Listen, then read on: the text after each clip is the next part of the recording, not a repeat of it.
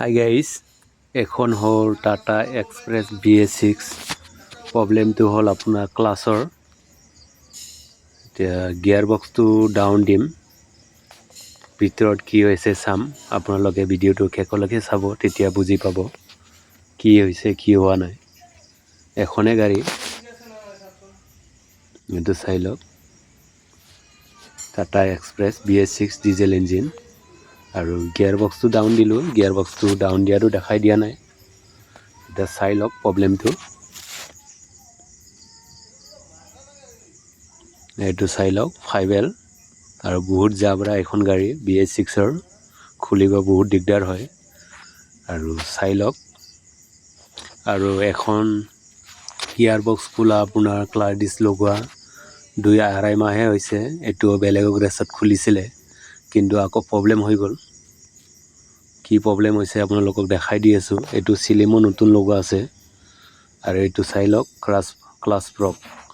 এইটোৱে আপোনাৰ য'ত খুলিছিল তাত নতুন লগাইছে কিন্তু প্ৰব্লেমটো ইয়াতে পাইছোঁ এইটো চাই লওক মই হাত দেখাটোৱে বেন হৈ আছে চাই লওক পুৰা উঠি আছে এটা সাইড এফালে গৈছে কিন্তু সমান নাই চাই লওক কেপ সাইড হৈ আছে এইটো কাৰণে আপোনাৰ ক্লাৰ্ডিছটো আৰু প্ৰেছাৰ প্লেট আৰু ৰিলিজ বিয়াৰিং পুৰা ডেমেজ হৈ গ'ল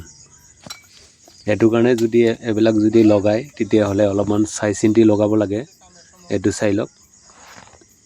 কেপ সাইড খাই গৈছে চাওক প্ৰেছাৰ প্লেট 2-2.5 মাহত এনেকুৱা নহয় কেতিয়াও এইটো চাই লওক আৰু এইটো চাই লওক ৰিলিজ বিয়াৰিঙৰ অৱস্থা পুৰা জ্বলি গ'ল চাৰ্ট 2-2.5 মাহতে এইটো লগাও ভুল হৈছে লগাওটো চিটিং হোৱা নাই আৰু যোনটো ফ্ৰকটো লগাইছিলে এইটো ৰিজেক্ট মাল হয় এইটোকে লগাই দিছে এইটো কাৰণে যদি লগাই অলপমান চাই চিন্তি লগাব লাগে এনে লগালে নহ'ব আৰু মেকানিক এনে হ'লে নহ'ব নামত যদি মেকানিক হয় কাম নাই কামটো ভাল হ'ব লাগিব এইটো চাই লওক কিমান টকা চোনা লাগি গ'ল আকৌ 2-2.5 মাহত এইটো নতুন লৈ আনিছোঁ ভেলো কোম্পানী আৰু দামটো চাই লওক এইটো চাই লওক দাম 4,180 টকা কিবা এটা ডিছকাউণ্ট হ'ব ইয়াত এইটো হ'ল প্ৰেছাৰ প্লেট এইটো হ'ল ক্লাৰ্ডিছ আৰু এইটো হ'ল ৰিলিজ বিয়াৰিং এইটো চাই লওক সৰুটো আৰু ভিডিঅ'টো ইমানে আছিলে ইমানতে সমাপ্ত কৰিলোঁ ধন্যবাদ নেক্সট ভিডিঅ' লগ